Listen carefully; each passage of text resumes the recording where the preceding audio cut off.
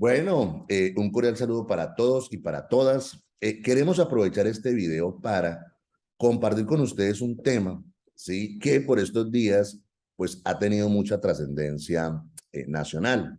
Y lo hemos titulado, ¿cuáles son los derechos de los pacientes?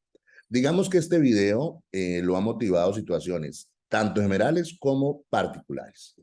Hablo de algunas situaciones generales. En este momento hay un debate por si es necesaria una reforma a la salud o no es necesaria. ¿Es necesario acabar con las EPS o no es necesario? Otros plantean la necesidad de una transformación total del sistema de salud. Otros dicen que no, que simplemente hay que hacer algunos ajustes al sistema que tenemos. Y otros definitivamente dicen que no se va a hacer ningún cambio ni ningún ajuste. Para ser francos y responder estos interrogantes, pues hemos querido también hacer este video como para algunos insumos para este debate que se ha presentado a nivel nacional.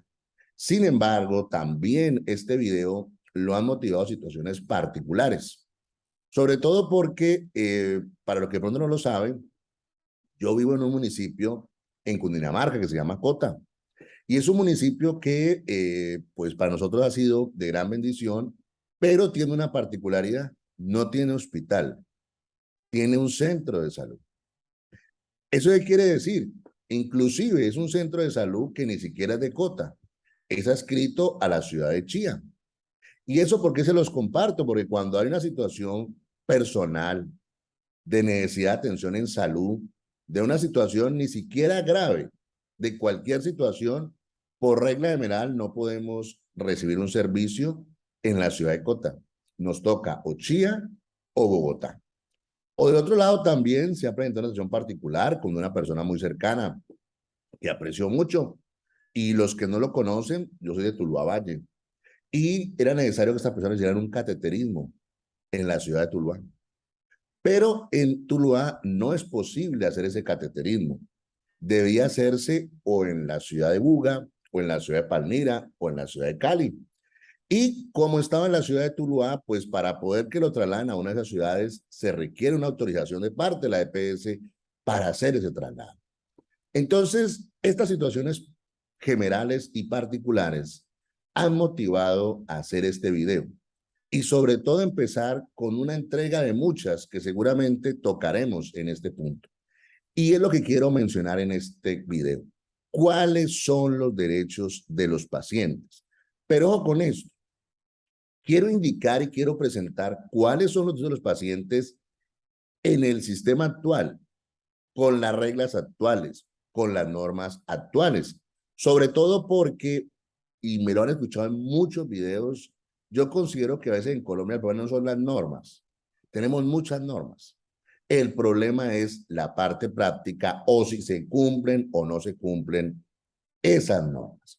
Entonces, es muy importante empezar analizando, venga, ¿y cuál es el panorama judicial?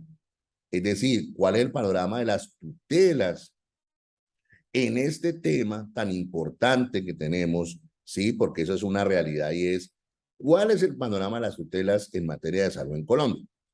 Y voy a tomar, para ser muy francos, herramientas, instrumentos del orden nacional propio de las entidades colombianas.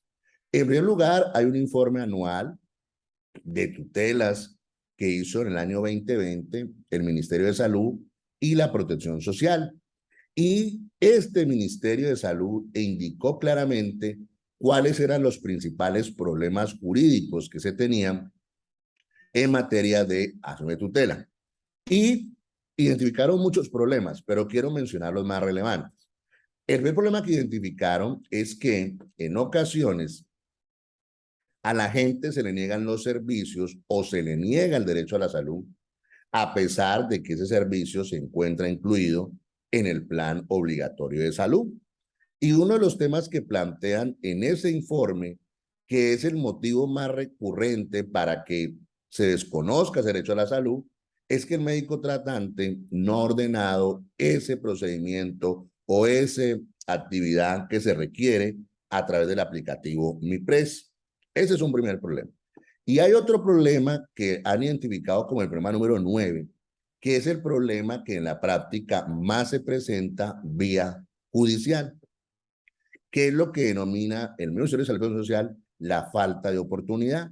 Es decir, que hay personas que teniendo el derecho a salud, el acceso a la salud no es posible o si se hace, no se hace en la oportunidad indicada.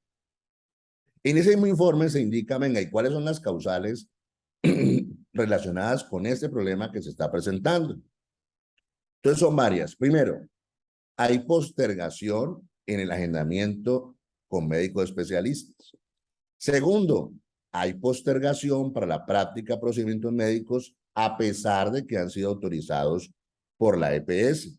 Tercero, hay postergación en la práctica del laboratorio a pesar de que han sido autorizados por las EPS. Hay demoras en la entrega de insumos, de materiales quirúrgicos, a pesar de que han sido autorizados por la EPS.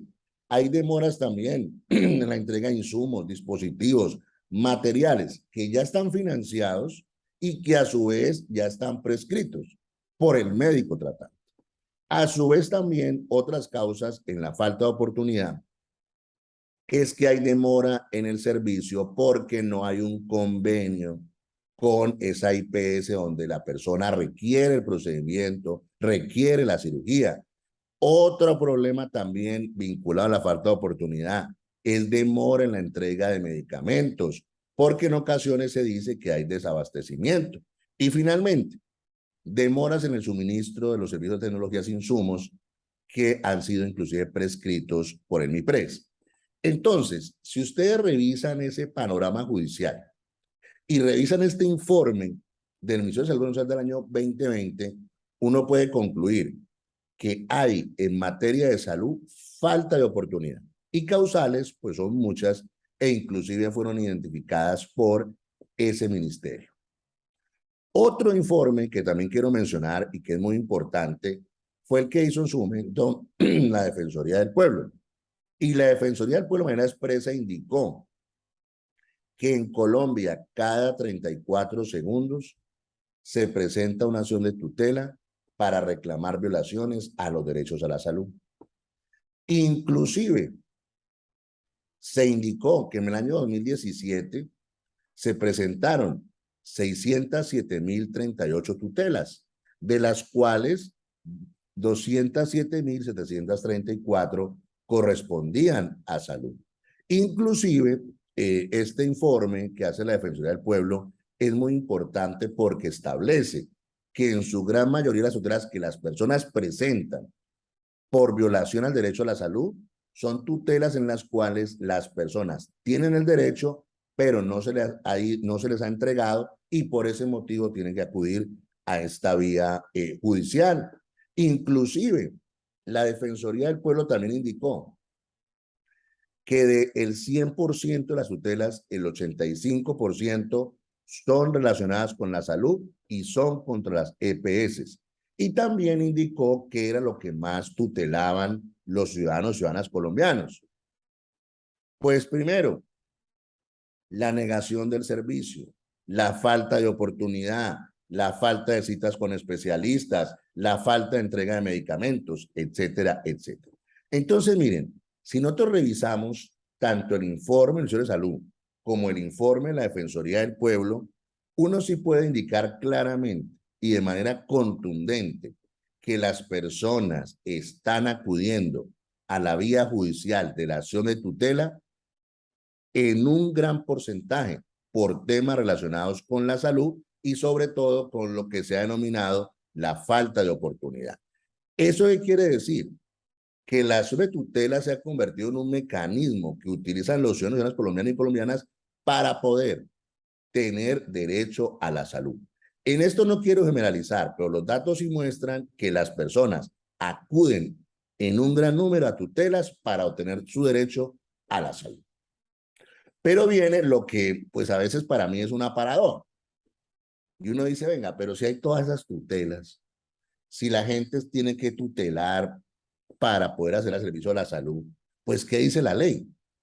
¿Será que la ley lo protege? ¿Será que la ley no lo protege? ¿Por qué debe acudirse a la tutela?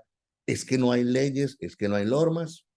Entonces, en este punto quiero presentarles la ley estatutaria en salud. que es la ley 1751 del año 2015. Y quiero mencionar algunos artículos para que ustedes los revisen, los analicen y los tengan presentes. En primer lugar, el artículo segundo. El artículo segundo dice que la salud es un derecho fundamental, autónomo e irrenunciable en lo individual y en lo colectivo. Y que ese derecho a la salud garantiza el acceso a los servicios de salud, de manera que oportuna, eficaz y con calidad, que le busque ¿qué? La preservación, el mejoramiento y la promoción de la salud. Artículo segundo. Artículo octavo. Se habla de la integralidad. Eso quiere decir que los servicios y tecnologías de salud a los que necesitan los pacientes deben ser suministrados de manera completa para prevenir, paliar o curar la enfermedad.